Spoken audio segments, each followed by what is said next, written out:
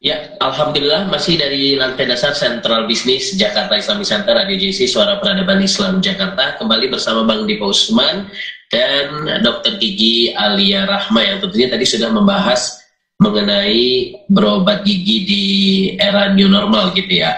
Baik, kita membahas kembali dok mengenai kira-kira kalau kita bicara tentang pandemi di COVID-19 yang pasti tadi sudah dijelaskan bahwa persoalan gigi ini sangat berpengaruh terhadap COVID-19.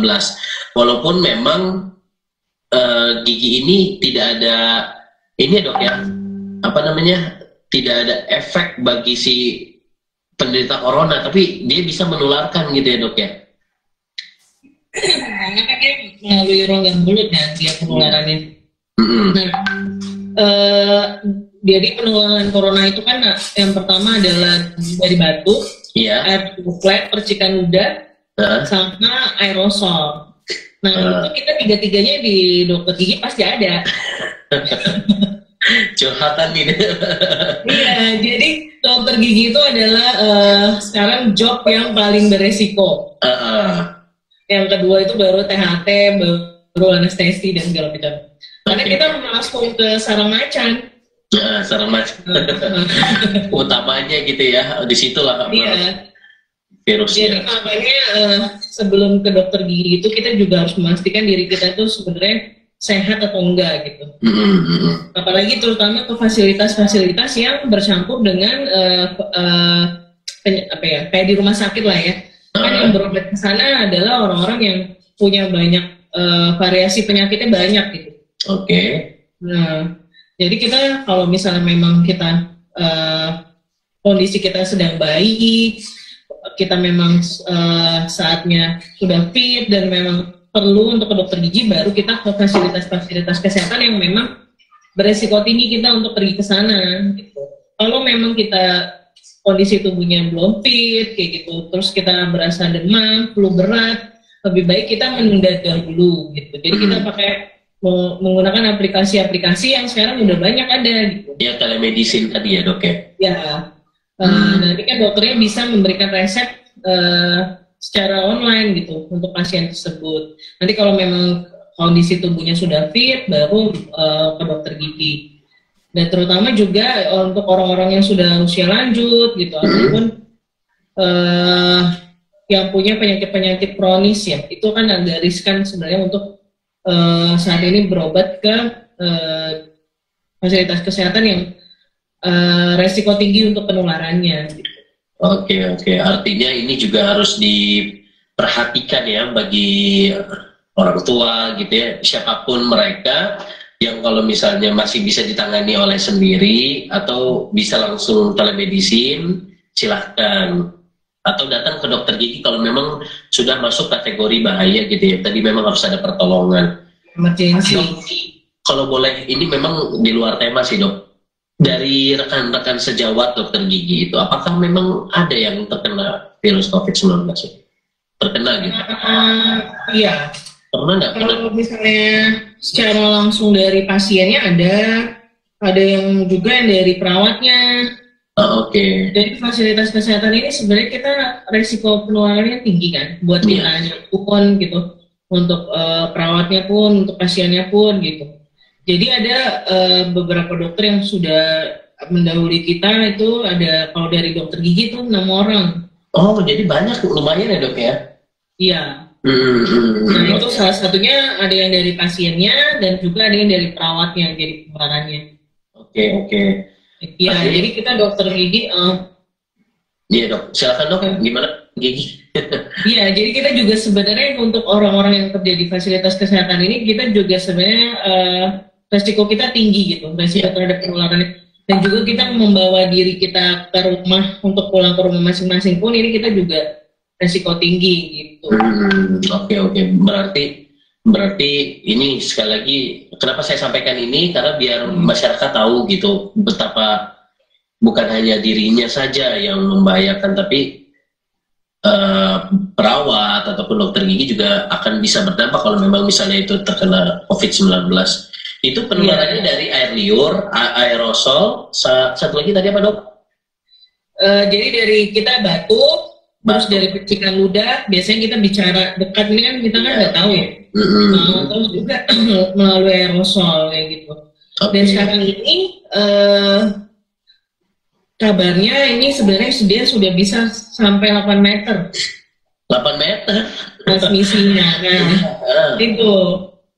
Jadi makanya kita juga harus kondisikan ruangannya itu juga harus ventilasinya harus bisa terbuka. Jadi harus ada pertukaran udaranya. Oke. Berarti kalau memang tadi kan sudah dijelaskan dari segi APD bahwa dokter gigi ini kan ada pelindung pertama yang memang bisa digonta-ganti lah agar lebih steril lagi. Jadi setiap ada pasien itu steril itu selalu disterilkan dok untuk ruangan. Iya, kita lap-lap terus kita buka itunya jendelanya. Jendela, oke. Karena itu penting banget kalau sekarang untuk pertukaran udara itu. Gitu. Ya, dok. Tadi sempat terputus mengenai kira-kira keluhan-keluhan yang biasa dirasakan oleh si pasien, terutama dalam hal penyakit gigi ini. Nah, kira-kira apa dok yang biasanya datang di era pandemi ini, COVID-19? Ada nggak yang mengeluhkan berkaitan dengan COVID-19? Kalau kita sih enggak ya. Kalau untuk berkaitan dengan COVID-19 sih, maksudnya untuk keluhan yang kan COVID-19 itu demam, flu, diare, segala macam itu. Kalau ke dokter gigi ya enggak, paling ya nyeri yang enggak tertahankan lah ya, yang banyak ya. Oke. Terus giginya goyang, dan pada anak-anak kecil yang mau cabut gigi yang sudah mau berganti, paling sekarang ini kasusnya lebih banyak ke sana. Oke. Tapi tetap untuk pasien ada ya dok ya, datang asalkan memang sesuai dengan protokol kesehatan yang baik. Dok, ya, dan kita juga membatasi yang nunggu kalau kita di praktek ya, membatasi yang jumlah yang penunggu untuk di dalam ruang tunggu dan di dalam ruang praktek. Iya. Itu biasa berapa dok untuk dibatasinya? Untuk per harinya untuk Rumah Sakit Islam Jakarta Sukapura? Kalau Rumah Sakit Islam Jakarta Sukapura, kita lihat alat-alatnya. Kalau memang kita alatnya sudah terpakai semua yang beresiko penularan, kita udah nggak melayani. Gitu. Oke, baik. Nah, jadi menarik kalau kita bicara tentang tentang persoalan gigi di era pandemi COVID-19, karena kan gigi ini sangat berpengaruh, tadi kata dokter kayak kandang singa gitu ya. Artinya di situ semuanya ada gitu ya, kayak percikan air ludah, batuk, bahkan sampai aerosol itu yang menyebabkan COVID-19 itu kan juga ini. Jadi memang betul-betul hati-hati, aware lah ya, mengenai kesehatan gigi ya. Nah dok, tadi saya mau tanya lagi seputar bagaimana untuk bisa menjaga kesehatan mulut kita agar kita juga tidak sakit lah pada saat, apalagi era-era sekarang kan era berbahaya gitu ya untuk kita bertatap langsung, apalagi dokter gigi kan memang beda dengan penyakit lainnya, maksudnya masih bisa ada obatnya, dikasih obat. Kalau dokter gigi kan harus ada dilihat dulu giginya seperti apa. Nah, kira-kira apa tipsnya dok untuk kita semua? Makanya itu kita benar-benar harus perhatikan dari kebersihan giginya, itu yang paling pertama. Paling utama adalah kebersihan giginya. Nah, minimal itu adalah kita sehari itu 2 kali untuk sikat gigi. Itu setelah sarapan pagi dan sebelum tidur. Dan yang kedua adalah kita harus memperhatikan dari asupan makanan yang tadi saya juga singgung, itu harus perbanyak makan buah dan sayur. Karena buah dan sayur ini juga kan buah sayur ini bervariasi ya warnanya. Nah, itu juga antioksidannya tinggi tuh. Nah, itu juga jadi kita menambah daya tahan tubuh kita. Lalu ketiga adalah hindari kebiasaan-kebiasaan yang jelek, yang buruk gitu. Kayak merokok, minum dingin, minum panasnya terlalu panas atau terlalu dingin.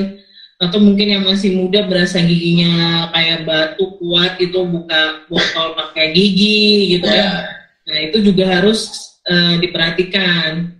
Kalau bisa sekarang ini kita semaksimal mungkin menjaga diri kita sendiri gitu. Jangan sampai kita akhirnya bingung nih kalau misalnya nanti udah keadaannya udah emergency, kita bingung karena sekarang pun untuk praktek dokter gigi pun tidak semuanya buka. Oke. Terutama di fasilitas-fasilitas kesehatan yang mungkin untuk APD-nya sendiri pun mereka belum bisa maksimal kayak gitu. Jadi sebisa mungkin kita menjaga diri kita sendiri nih, jangan sampai kita akhirnya sakit terus kita cari fasilitas kesehatan buat kita berobat nggak ada kayak gitu. Ini juga kita kalau di Rumah Sakit Islam Sukapura juga baru efektifnya itu awal-awal Juli ya. Awal Juli. Karena sebelumnya kita juga sempat lockdown tuh, kita nggak dulu karena kita harus siap-siap dulu nih untuk nanti kita harus kayak gimana gitu. Oke. Ya, berarti memang terbatas ya dok ya untuk pasien yang ke dokter gigi, yang pasti tadi sudah disampaikan oleh dokter gigi Alia, Mitra JC, walaupun memang terbatas, larangan betul bagi siapapun yang misalnya sakit gigi ke tukang gigi yang tidak memiliki izin praktek, gitu ya dok ya. Ya, dan kesehatan gigi ini juga harus sangat diperhatikan karena kan kita saat ini butuh sehat nih. Nah, butuh sehat, butuh nyaman. Nah, kalau misalnya kita nggak perhatikan, jadi sekarang ini adalah yang paling penting adalah pencegahan supaya kita kena sakit gigi. Gitu. Jadi semaksimalkan mungkin supaya kita nggak terkena, karena kan kasihan juga kalau misalnya ini kan kita jadi fungsi pengunyahannya juga tidak maksimal, terus juga daya tahan tubuhnya akhirnya juga tidak maksimal kan karena dia jadi malas makan, jadi nah itu malah jadi rentan terkena virus nantinya. Dok, kalau boleh tahu sampai kapan sih sebenarnya untuk persoalan ini gitu dok? Apakah kan sekarang sudah masuk new normal ya, artinya ada pembatasan gitu, artinya lebih dilonggarkan. Nah, kalau dari klinik gigi itu sendiri seperti apa? Apakah ada peraturan yang lebih ketat? Apakah memang artinya gini, kalau sudah betul-betul selesai boleh deh ke dokter gigi gitu? Kalau memang masih seperti ini nih, masih new normal nih, nah ini gimana dokter untuk bisa mengatasinya? Di praktisi kesehatan kalau melihat angkanya kayaknya belum new normal ya. Oh belum ya? Iya ya, malah semakin meningkat tajam gitu rekor-rekor. Iya, karena jadinya masyarakat jadi kurang aware, malah kalau kita lihat malah jadi seperti bebas ya. Iya betul. Jadi kalau bisa kita benar-benar jaga deh diri kita sendiri. Kalau di kita itu, kalau untuk dokter gigi kita punya aturan ketat, kita harus pakai APD level 3. Itu wajib gitu. Jadi kita harus pakai coverall, terus harus pakai maskernya juga sekarang double, terus sarung tangannya juga double, terus kita pakai boot, pakai kacamata. Jadi semaksimal mungkin mencegah penularan dari kita ke pasien atau pasien ke kita kayak gitu. Oh, oke. Ya artinya betul-betul kalau memang misalnya ini harus kembali normal, karena kan ini gigi sangat bersentuhan dengan tadi yang air liur tadi ya, jadi betul-betul normal, baru udah bisa bebas lagi untuk bisa datang pasiennya warawiri ya. Jadi sampai ini belum tahu ya dok ya, sampai kapan ya dok ya, sampai betul-betul virus selesai ya dok ya? Iya, sebenarnya ada baiknya juga sih, karena kita kan sebenarnya nggak cuma pasien-pasien dengan corona ya sebenarnya untuk yang penularannya itu, karena dari air liur itu banyak penyakit-penyakit yang bisa ditularkan atau kita tertularkan. Jadi itu sebenarnya juga sebagai pengingat kita juga untuk menjaga dari transmisi lokal yang bisa kena ke kita atau nggak ke pasien sebenarnya. Kalau untuk normalnya sih sampai saat ini saya tidak tahu ya, karena angkanya masih melonjak drastis. Iya. Nah dok, kalau tadi kan kita lebih banyak ngomongin masalah bagaimana untuk dokter sendiri gitu dalam penanganan pasien. Nah kira-kira kalau pasien sendiri baiknya ketika dia datang itu seperti apa dok? Selain memang kondisinya dalam keadaan sehat, apakah memang harus pakai masker, harus apa gitu? Ada nggak? Ya, tetap harus pakai masker. Tetap pakai masker ya? Ya, harus pakai masker, kalau bisa pakai face shield ya. Terus untuk di ruang tunggunya pun kalau bisa, jadi sekarang ini kan ada beberapa yang memang sudah menerapkan, maksudnya ruang tunggunya juga dibatasi orangnya, kayak gitu. Dan juga kalau kita mau berobat itu udah nggak bisa ngajak keluarga CRT tuh. Jadi yang nemenin ya cukup satu orang kayak gitu. Jadi juga apa ya, tidak terlalu, jadi tetap harus physical distancing yang harus diperhatikan kayak gitu. Dan kalau memang bisa nunggu di mobil, saya sarankan adalah nunggu di mobil dulu. Ya, begitu nanti sudah memang saatnya dia ditangani, baru dia masuk ke itu ruang pelayanan.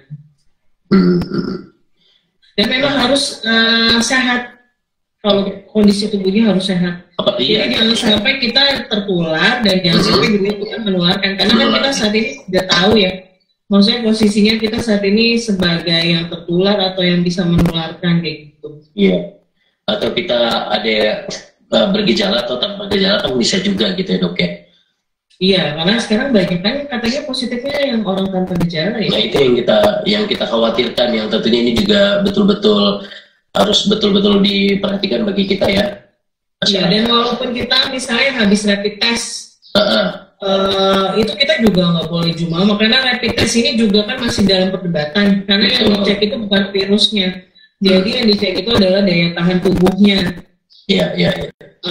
Jadi kita juga harus tetap, kalau memang kita habis rapid test ternyata badan kita juga nggak enak, kita harus tetap juga harus menahan diri gitu untuk datang ke fasilitas kesehatan. Karena belum tentu kita negatif, benar-benar negatif. Karena yang dicek itu bukan virusnya, tapi imunoglobulinnya, antibodinya. Antibodi itu kan juga nggak langsung terbentuk begitu aja. Iya, berarti ini betul-betul menjaga kesehatan itu yang paling penting, merubah lifestyle kita harus lebih baik lagi. Tapi yang menjadi sebuah permasalahan kalau kita itu suka sakit gigi itu dikarenakan apa sih dok? Memang misalnya selain malah sikat gigi itu yang utama kali ya dok ya? Karena yang paling banyak lewat itu adalah sikat gigi malam. Jangan lupa. Jadi kita sebisa mungkin nih untuk sekarang ini preventif kita adalah dari pencegahan sedini mungkin. Jadi pada anak-anak kalau bisa sudah dibiasakan untuk sikat gigi. Jadi pas pagi habis sarapan atau sebelum tidur itu harus sedini mungkin kita harus mengajarkan kepada anak-anak kita. Jadi nanti sudah terbiasa begitu sudah di masanya. Gitu. Karena kalau paling fatal itu malam, nggak sikat gigi malam itu, karena kan kita air liurnya berhenti. Dan kalau misalnya itu sisa-sisa makanannya terhenti, nggak ada pembilasan, nah itu gampang sisa-sisa makanan kan dia jadi makanan bakteri banget. Nah itu jadi faktor utama biasanya untuk penyakit gigi. Oke. Itu yang pertama. Yang selanjutnya apa dok kira-kira yang membuat sakit gigi itu? Makanan, manis-manisan apa berpengaruh dok? Apa makanan yang sekarang soalnya kita lebih sukanya yang lengket-lengket, manis-manis. Nah itu juga berpengaruh. Jadi kita kalau sikat gigi pun kita harus perhatikan gitu. Jadi kayak tapak giginya. Jadi juga sikat gigi nggak harus terburu-buru. Tapi kita harus memastikan semuanya sudah dibersihkan dengan sempurna. Karena kalau misalnya makanan yang lengket-lengket, terus kita punya ceruk yang lumayan dalam, giginya, kita juga sikat giginya juga nggak begitu kita perhatikan ya, nanti itu berdampak juga, giginya jadi mudah berlubang. Kadang-kadang kita juga nggak ngeh tuh, tiba-tiba pas lagi makan apa giginya rapuh. Patah begitu aja. Nah, itu kan sebenarnya udah mulai berubah. Dokter, kalau misalnya tadi kan ada beberapa hal yang membahayakan, sebaiknya tidak boleh.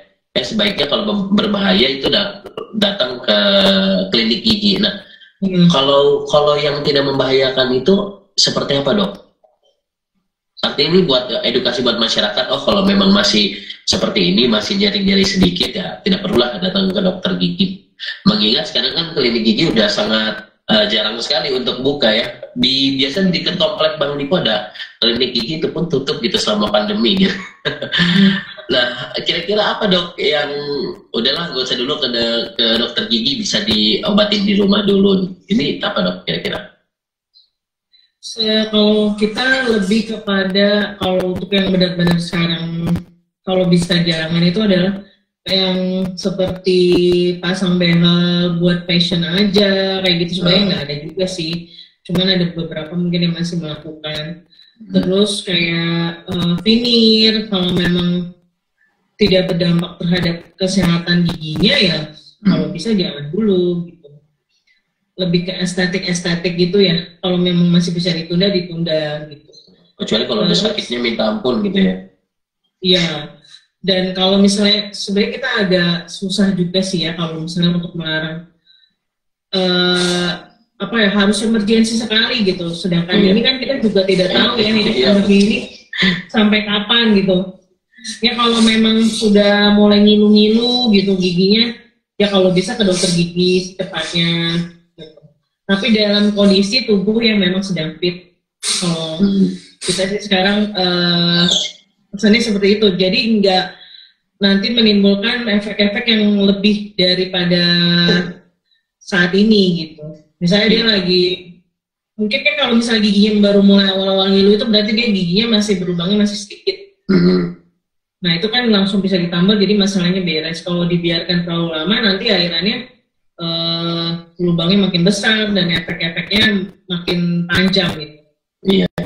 Karena kita nggak tahu nih pandemi ini akan sampai kapan. Dan sebisa mungkin ya itu untuk pencegahan karang giginya itu kebersihan mulut kita tuh harus nomor 1, dan makanan kita itu benar-benar harus diperhatikan. Iya, artinya kita juga sebagai mungkin dokter kita tidak bisa juga melarang masyarakat, tapi alangkah baiknya kalau memang misalnya sesuatu yang tidak urgent sebaiknya ditunda terlebih dahulu, nanti ketika sudah keadaan normal itu baiknya dikerjakan. Dokter, terima kasih banyak sudah bergabung bersama Bang Dipo Usman tentunya dalam program Bincang Sehat. Terakhir dokter, apa pesan dokter Alia untuk masalah ini gitu, untuk persoalan gigi, terutama untuk kita semua ini yang saat ini mendengarkan? Yang pasti adalah yang kita tingkatkan adalah sekarang preventifnya gitu. Jadi budaya pencegahan itu harus benar-benar tuh, yang jaga kebersihan giginya, terus tadi kebiasaan makanannya juga harus diperhatikan, terus adalah kebiasaan buruk itu harus kita hilangkan sebisa mungkin. Dan karena kita nggak tahu nih pandemi ini akan sampai kapan ya, kalau memang sudah ada keluhan-keluhan seperti gigi nyeri atau segala macam, kalau memang bisa membuat janji sama dokter gigi, segera mungkin berkonsultasi ke dokter gigi. Jadi nggak ada efek-efek yang nantinya akan lebih serius. Oke. Dok, kalau misalnya kita pengen ke klinik gigi nih, Rumah Sakit Islam Jakarta Sukapura, apakah kita janjian terlebih dahulu atau gimana, Dok? Apakah kita datang apa langsung bisa ditindak? Nah, kalau saat ini kita masih seperti biasa ya. Cuman mungkin orang-orangnya itu jadi tempat tunggunya yang ada di jarang-jarangin. Jadi ada jarak-jaraknya. Oh, oke. Oh, jadi ada dari segi itunya tetap ya, PSBB. Physical distancing-nya harus tetap. Dan yang masuk ke rumah sakit kan sudah diukur itunya kan, suhu tubuhnya. Dan juga kita juga harus sadar diri kalau memang kita baru dari luar negeri atau dari luar kota ya kalau bisa jangan. Kayak gitu. Kalau untuk saya. Untuk jam sendiri dokter apakah dikurangi gitu?